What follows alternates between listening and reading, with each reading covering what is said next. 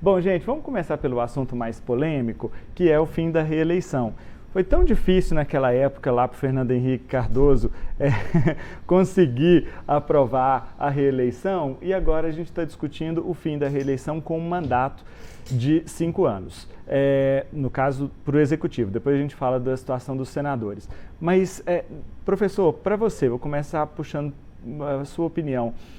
É factível? Não é? Como que tem se praticado isso no resto do mundo?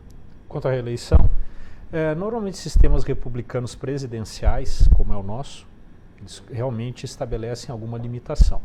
Se você olhar a maioria dos países presidenciais da América, há essa vedação. Embora alguns outros casos, e talvez um sistema representativo com bastante experiência, que é o dos Estados Unidos, há essa possibilidade da reeleição. Uhum. Veja, o Brasil já tinha desenvolvido um certo, vamos chamar de educação ou cultura da reeleição, desde a aprovação da emenda no ano de 1996 para 1997. Não é? Eu acho que é um pouco precipitado de uma hora para outra, sem que se apresente, eu acho que esse é um ponto fundamental, onde, em que papel, em que pesquisa, em que estudo está o elemento conclusivo para dizer que eu tenho que modificar agora isso que já se enraizou na nossa tradição política. Qual o elemento que justifica isso?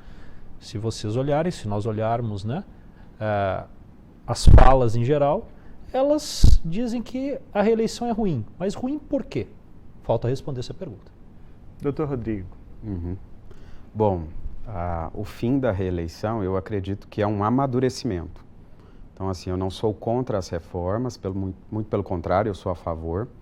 Acredito que as reformas, elas são um reflexo do amadurecimento do processo democrático e existe um sistema de experimentação. Eu reformo, normalmente experimento nas eleições municipais e em seguida valido a regra ou volto atrás para as eleições gerais.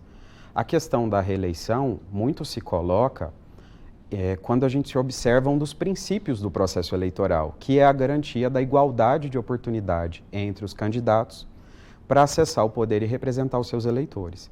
Então, o que se tem visto majoritariamente, os processos ou os questionamentos do processo eleitoral quanto às reeleições, é exatamente o uso da máquina e o uso que essa estrutura, esse poder dos serviços, o controle causa frente a um outro candidato que não detém iguais recursos.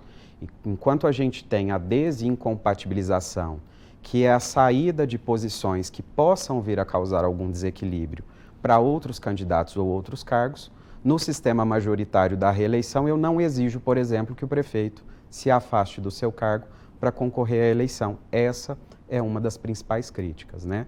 O argumento daqueles que defendem a reeleição, lugar comum, seria de que o prazo do mandato de 4 anos é muito curto e precisaria de um segundo mandato para ali fazer os ajustes normativos e consolidar as políticas públicas que fazem parte da sua área programática, da sua plataforma de governo.